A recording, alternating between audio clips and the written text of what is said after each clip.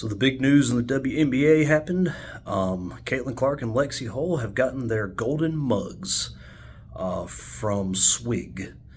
Um, we saw the first video that they put out. Lexie and Caitlin in the car riding, going to this place called Swig, trying out their drinks. Apparently, it's a place that provides a lot of different flavored drinks, and if you buy enough, I guess you get a golden tumbler. And they've indeed gotten their golden tumbler.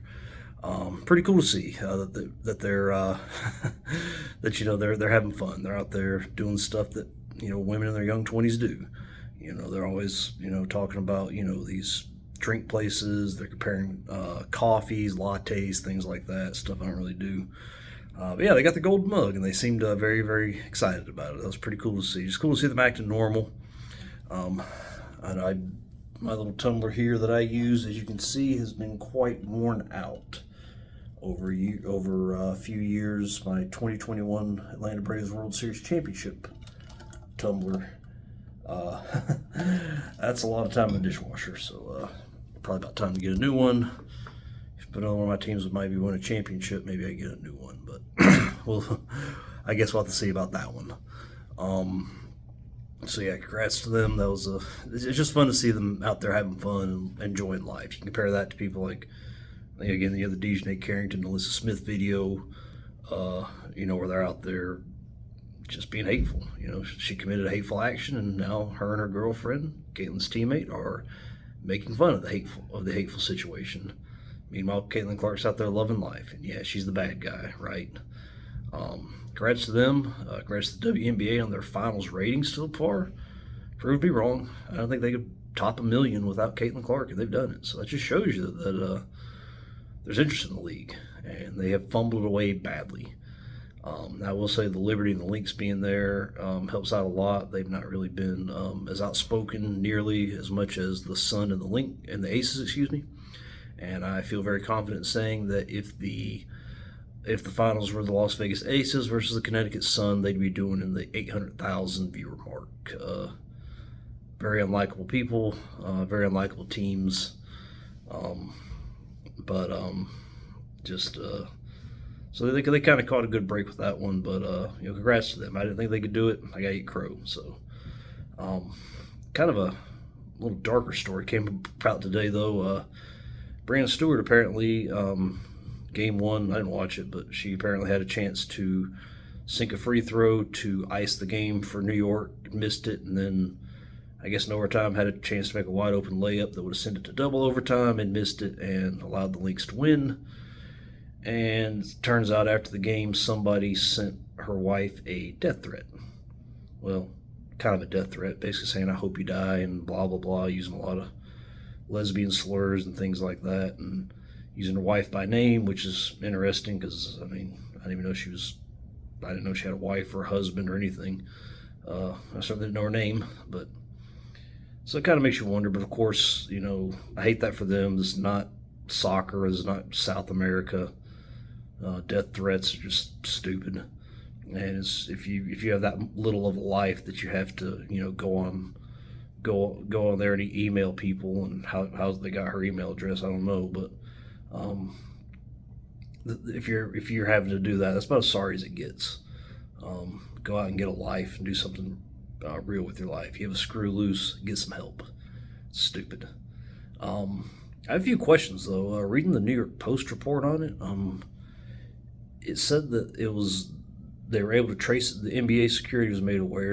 Her wife did the right thing and went to the New York police immediately, and I guess NBA security got involved somehow. They said they know which internet server it comes from. It comes from an account that has sent out in the past death threats, bomb threats, racist rhetoric, and things like that. How's this person not been caught yet? I don't get it. I'm not trying to bring up a sore subject here, but good Lord, every single person that was at the Capitol on January 6th was identified and hunted down with vigor and prosecuted. If you're back stupid, that's fine, but how can you not trace this? And I know there's it's not as easy as tracing it directly to where it came from, but we got to have the technology by now. We've shown that got technologies. How this person has been allowed to continually send stuff out is beyond me. And of course, the media are blaming it on the Caitlin Clark fans. It's always us. We're the hateful ones because there's a Malika Andrews where she's interviewing Brianna Stewart. First of all, if I was Brianna, I would not have brought this publicly for fear of copycats. People realizing, hey, somebody's getting attention for this. I'm not good enough at anything to get attention, so I'm going to send out some death threats. You got people that think like that, or people that are just that unhinged, and they're like, hey, that's maybe a good idea, and it's just sick minds out there. I wouldn't have done it. I wouldn't have gone public with it. She's been interviewed by Malika Andrews, and of course Malika's like, well, with all the hate this year in the W, and we all know what that means. What's changed this year? Caitlin Clark showed up. A lot of new people have showed up. And we have been blamed for racism all year. And Caitlin Clark's been blamed for not telling us not to be racist, even though none of us are racist. None of her true fans are racist. If they can't delineate between us and troll accounts on social media, I don't know what to tell you. But of course, it's our fault as usual, even though the only person who's really gotten hate this year is Caitlin Clark and her fans. We've been blasted by the media. Caitlin's been blasted for not doing enough. She's got to be more proactive, blah, blah, blah. She's the one who's taking cheap shot after cheap shot, mostly by the Chicago Sky. She's the one who got the nail jabbed in her eye and just had to face everything and took it all like a champ. She's the biggest champion this year. I don't care who wins the finals. So, of course, it's our fault. And the thing is, like I said, this is from an account that the NBA knew about, the NBA, that has a history of sending death threats, bomb threats, and things like that. So this person's been doing this before Caitlin Clark hit the scene. So you guys can lose us with that. That's about as pathetic as it gets to blame us. And if you're going to blame us, this is a topic I really don't want to talk about because it's so pathetic. But if you're going to blame us, where's the blame for Asia Wilson and her friend Dolores? For those who don't know, Asia Wilson has a friend named Dolores. Apparently is a huge South Carolina Gamecocks fan. She's been seen hanging out with her, or this man parading as a woman.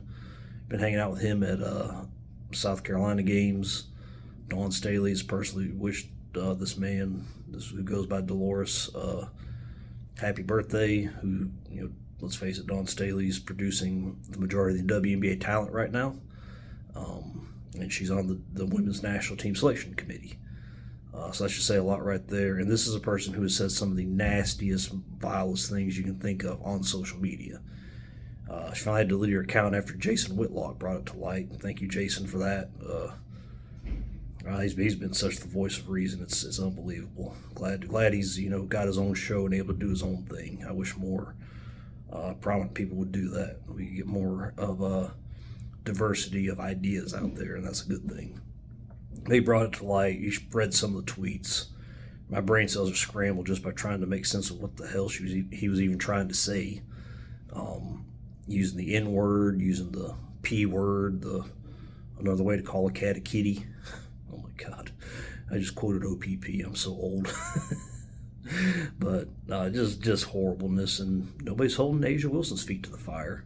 Nobody's holding the University of South Carolina's feet to the fire, and nor should they. They shouldn't. But if you're going to hold Caitlin Clark to the fire for stuff that her fans have done, which, like I said, all the hate's gone the other direction towards us and towards her. If they're going to hold her feet to the fire, where's the fairness? Asia Wilson, it looks like in real life she gets the special Asia whistle just like she does on the court. She's just been given a pass. Nefusia Collier should have been the MVP this year, and it's just, I don't know, the WNBA continues to embarrass themselves, and now looks like there might be a strike looming, or lockout, or whatever, because they're going to want a lot more money now, even though they're still not making money, which again just shows you the disconnect. The rest of us, we have to go to work, and the company we work for has to earn money. If our company we work for doesn't earn money, we lose our jobs. These centers shut down, and we're out of it. The WNBA is the one outlier who doesn't even have to turn a profit. They don't have to try to turn a profit. They just know they're always going to get bailed out by the NBA. They're going to try to get money. They should have to pay to play if they really wanted a quote unquote equal revenue share. They don't make revenue. They have to take welfare money from the NBA. So if they really wanted that, they should have to pay to play. So that's going to go nowhere. It's going to be a horrible look for the league, and all this great momentum they could have had and should have had with Caitlin Clark, they just continue to fumble away. The ratings for the finals at this point have shown that there is interest in women's basketball when done right. They're throwing that away. They just cannot get out of their own way. So hate to see that, and hopefully somebody comes to their senses at some point. But I'm not holding my breath for that.